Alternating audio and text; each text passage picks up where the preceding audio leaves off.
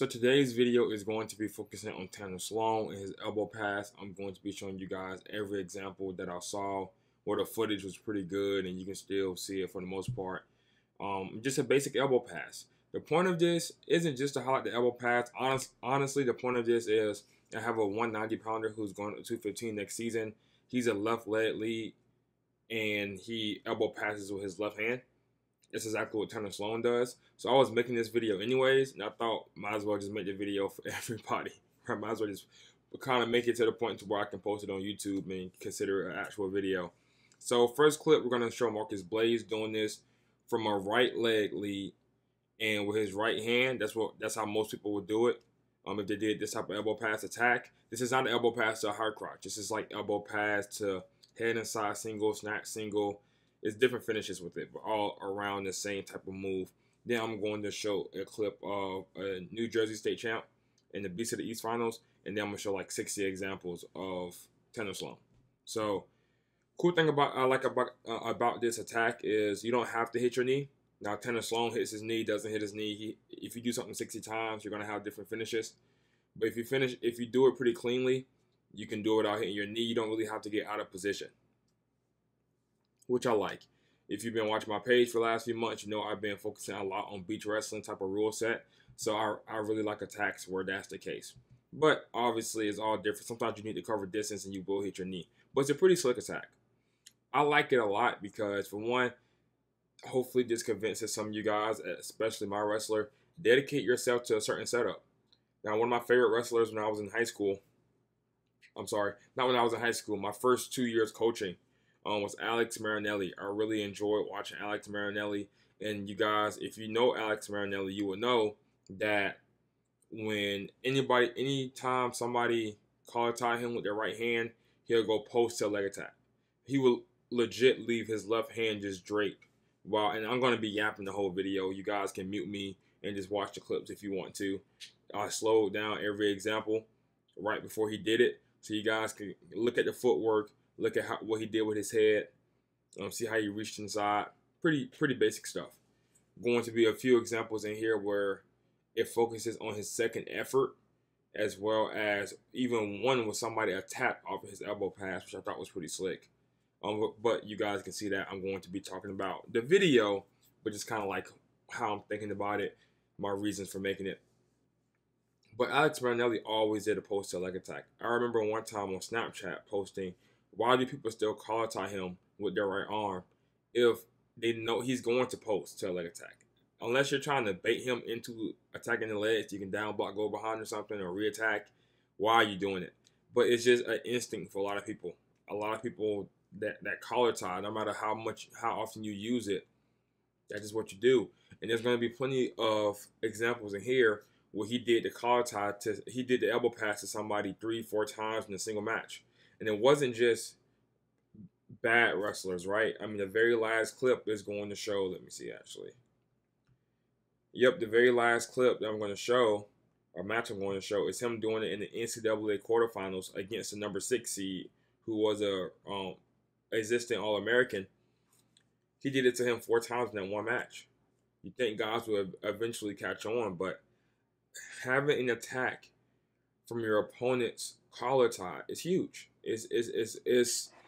You want to have attacks from positions where you're going to end up at the most often, because that's how you end up being effective the most often, right?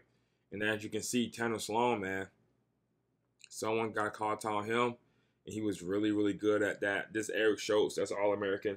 This is Nate Jackson, who was also an All-American. I have so many high-level wrestlers included in this. I had Jacob Cardenas, which you guys know, one of the best wrestlers in the country. Lou Dupre, who is going to be the All-American that he did it against 4 times in the last clip. Jacob Warner, who was a 4-time All-American early on in his career. Silas Allred, who's now an All-American, Big Ten champion his freshman season. I mean, he did it to Silas Allred 3 times in one match. And then they wrestled 3 times. He did it to him at least 1 time in every match. But one match, he got him with it 3 times in a single match. So, elbow pass, post. These are just basic things that you can do that, oh, this is the one where the guy rear attack. This was pretty clean. But These are just basic things you can do, but you have to dedicate yourself to them, right? You have to dedicate yourself to something.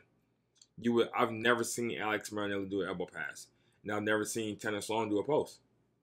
So pick one that you like, dedicate yourself to that one. Maybe you don't like any of them. Maybe when they collar tie, you just do a basic snap down, right? The last video I posted of Arkady Magomedov, they collar tie, he collar ties back, he gets ear to ear, he does a basic snap. That's cool too. You may be like, oh no, right? When they collar tie, you may grab the wrist, snap, you know what I'm saying, go around, attack ankle. You may overtie when they collar tie, right? You may get an overtie and snap from there. Or you may do an overtie slide by. Or you may do a regular slide by and collar tie yourself. You just want to have an option. People ask how to get good at hand fighting. If you have options that you are confident in from these different hand fight positions, when you have an inside tie, when they have an inside tie, when you have a collar tie, when they have a collar tie, when you have an outside tie, or when they have an inside tie, right, you have an outside tie, when you have an underhook, when they have an underhook, right? We have an underhook, we're going throw by. They have an underhook, we're going fireman's dump. These things will make you more excited to tie up with your opponent because you feel like regardless of what you do, I have something. And you're always looking for something. Now, obviously, no one has unlimited storage when it comes to wrestling moves they're proficient at. You're not going to be as proficient as like Tanner Sloan elbow pass, for example. He's not going to be this proficient with 8 different techniques. That's just not going to happen. There's no way you're going to be Tanner Sloan elbow pass, but Trent Hotley with the underhook, right? Because you get a call on Trent Hotley, he just punching the underhook. So you're just not going to have the experience or the time or the enough reps under your belt. There's only so many different things you can fit in your head. But have solid options you're confident in. Have really solid options that you're confident in, and good things will happen. That's just my opinion on it.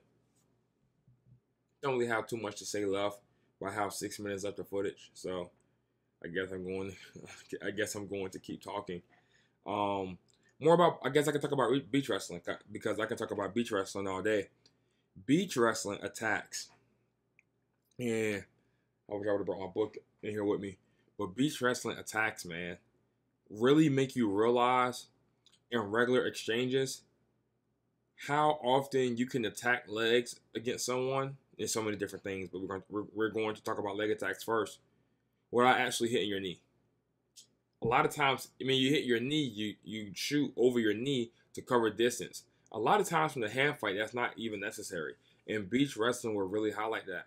I think beach wrestling does the best job of highlighting that. Because the thing with Greco is, you do upper body, you can't attack legs at all. So even with upper body, people are standing straight up. It's not really applicable to folk style as much. Now, obviously, if you have a Greco guy who has a world-class hip toss, like a Zolomon, Shashin Bekoff, or you have a world-class arm drag, obviously, if they wrestle folk style, it'll transfer over pretty well. Not 100%, but it will transfer over, right? But people say, oh, doing Greco really helps me with my throws, it really helps me with my upper body techniques. But again, the style is completely different.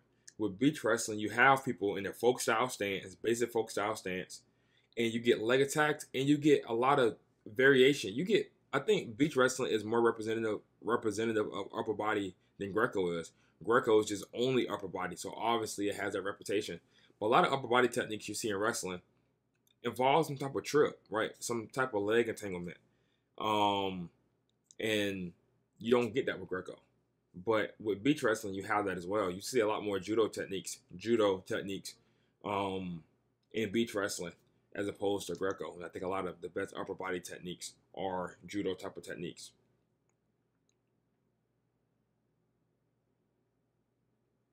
But snap downs, snap singles, power double legs, you're not hitting your knee. Power double is kind of like what the heavyweights used to do, right? Slide bys, bro bys. I mean, these are techniques that if you do a beach wrestling cycle, you would get really proficient at these techniques. I mean, even the elbow pass to leg attack, right? The way that Marcus Blaze did it, the way that sometimes Tanner Sloan does it, like right now. Well, he hit his knee on that one. But sometimes you don't have to hit your knee. But a lot of underhooks to use, a lot of snap downs. underhook to a throw by to a single, slide bys. These are techniques that I really believe in.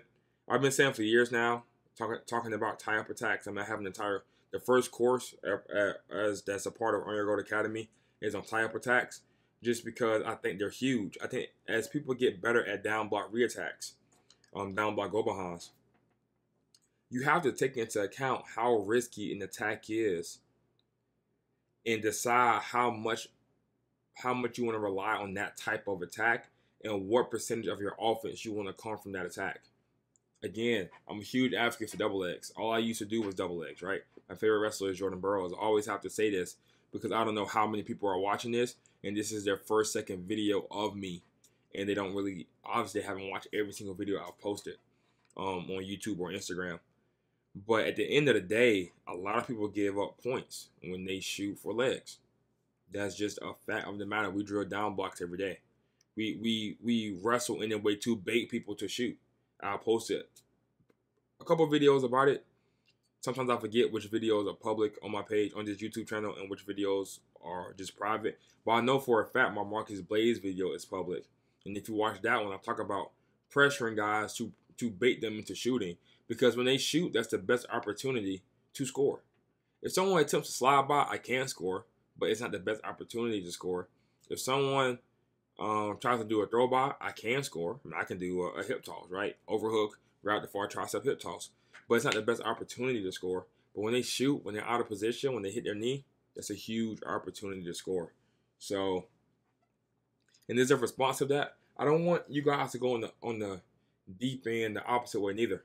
I don't want you guys to hear this and say, okay, I'm not going to practice leg attacks or leg attacks where I shoot over my knee. Please do not take that from what I'm saying.